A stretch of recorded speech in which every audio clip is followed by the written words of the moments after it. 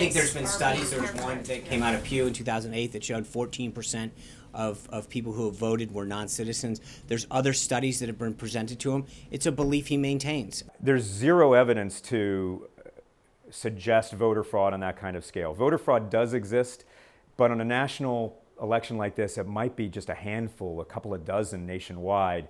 And election officials are working very hard, Republicans and Democrats, to find it, and they prosecute it when they find it. This was a really well-run election, all the more remarkable given that the election officials of this country were under tremendous scrutiny. We have to remember these issues were coming back as far back as August and maybe even before, where people were questioning the integrity of the election that was going to happen. We've got such an extensive set of research that indicates that Americans are really trustworthy when it comes to their democracy. They take this very seriously, and the penalties that are already out there are clearly sufficient. Why would anyone risk multiple years in prison and a fine to cast one ballot in an election where 140 million ballots are going to be cast? The president's attorney did say that there was no fraud in arguing against the Jill Stein recount effort in Michigan, Wisconsin, and Pennsylvania.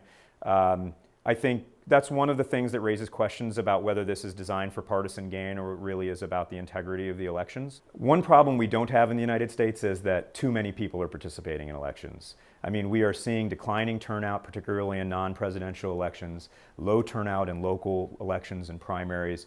And I do worry, and I think a lot of others, again, people across the political spectrum, that unsubstantiated claims that there are problems with the election system will lead people to say, what's the point? Does my vote count?